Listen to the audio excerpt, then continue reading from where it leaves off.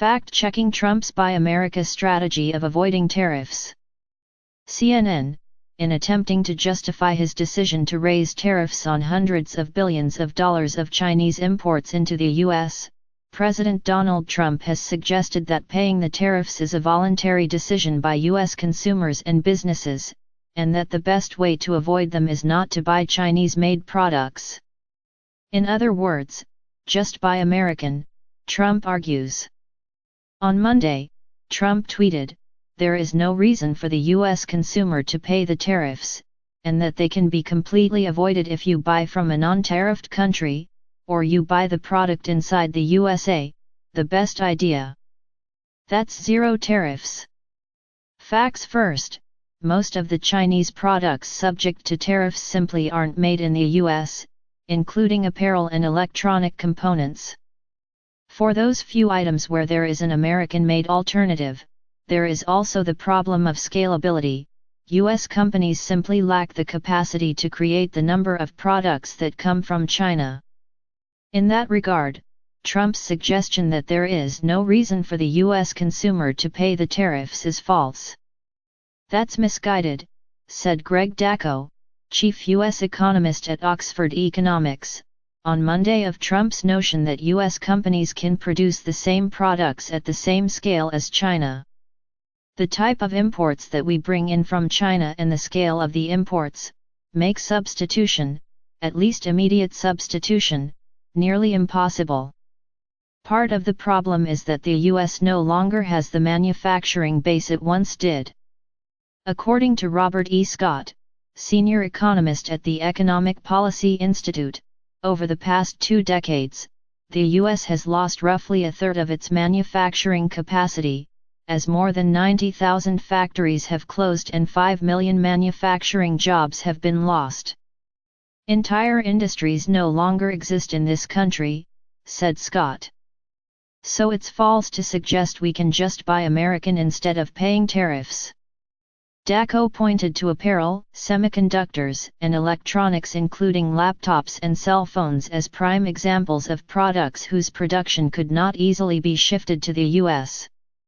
To replace those imports you would need to build factories, Dacko said, noting that companies would also have to hire U.S. workers who are paid at a much higher rate than their Chinese counterparts, all of which would significantly increase production cost for U.S. companies.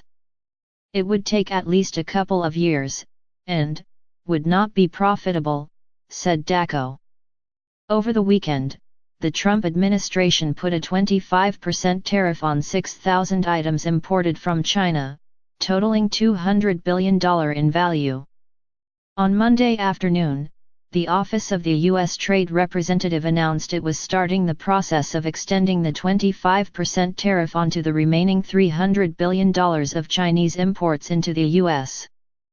"The thought that you can simply replace all your foreign sourcing of all these things, even assuming you could move factories overnight, is utterly ridiculous," Rufus Yerxa, president of the National Foreign Trade Council, told CNN.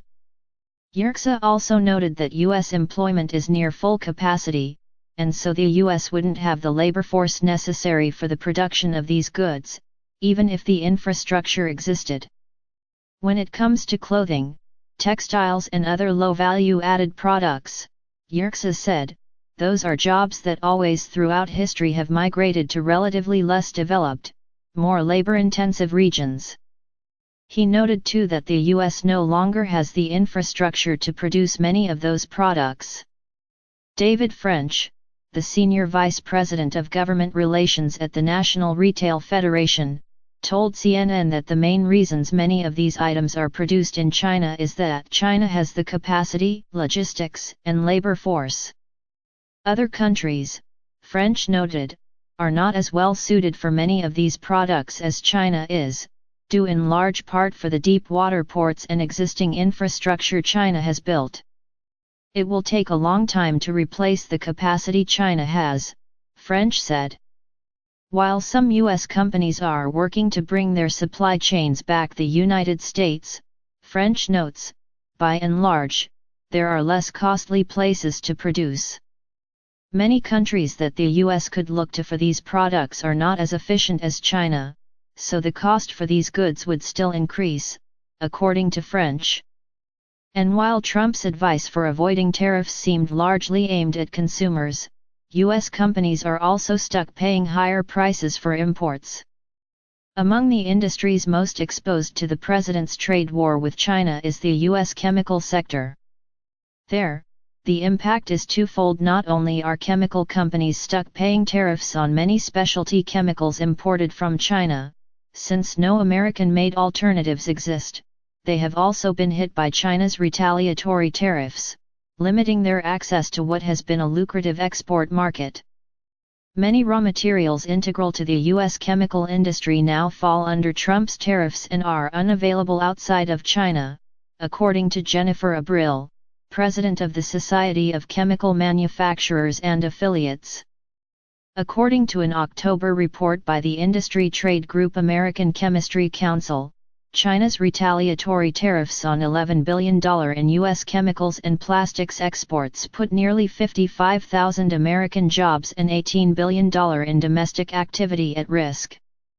Of the roughly 5,200 U.S. products subjected to retaliatory tariffs from China last year, 987 are chemicals that in 2017 accounted for more than $8 billion in U.S. exports to China. With China set to increase tariffs on a range of U.S. products to 25% starting in June, Ed Brizitway, Director of International Trade at the American Chemistry Council, worries that U.S. companies will no longer be able to offer their products at competitive prices into the Chinese market. A 25% tariff could effectively shut U.S. chemical companies out of the Chinese market, said Brizitway.